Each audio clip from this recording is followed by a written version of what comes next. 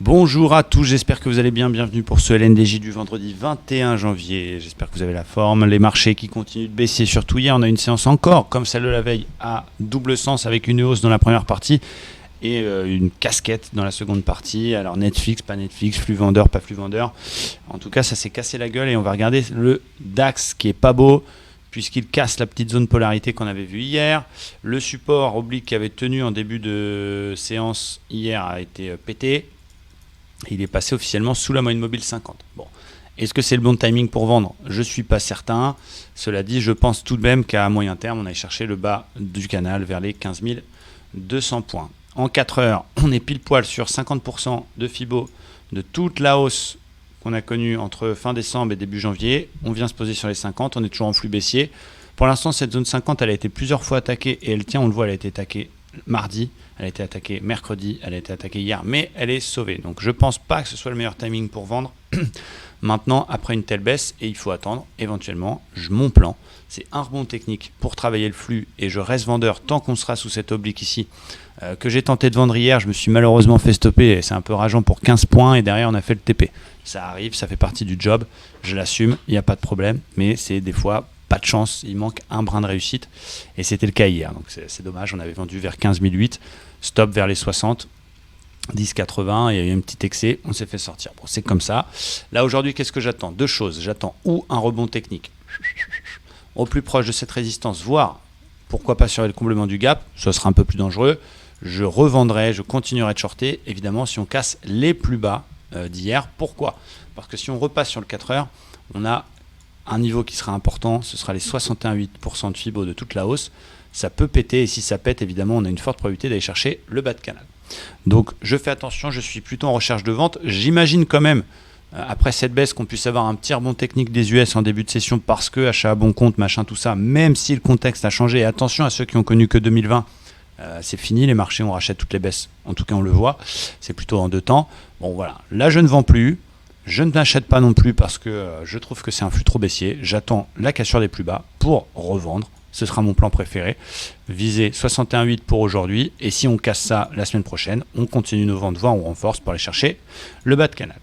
Du côté du Dow Jones, ça fait plusieurs semaines que je vous montre cette fourchette d'Andrews avec cette médiane très importante, très travaillée. On avait cassé mardi l'intermédiaire. On est venu la pullbacker mercredi. C'est reparti à la baisse et bim, on a touché la médiane. Donc absolument fabuleux au niveau de cette fourchette. On a également attention à un double top qui se forme en hebdo, qui n'est pas encore validé. La semaine sera très importante. La bougie de la semaine, est-ce qu'il va sauver le plus bas précédent, les 34 460, ou est-ce que ça va casser ? C'est ce qui va décider de la suite, techniquement parlant. Encore une fois, on fait une bulle, donc attention au timing. Il faut faire gaffe, même si c'est vendeur, on ne vend pas n'importe où.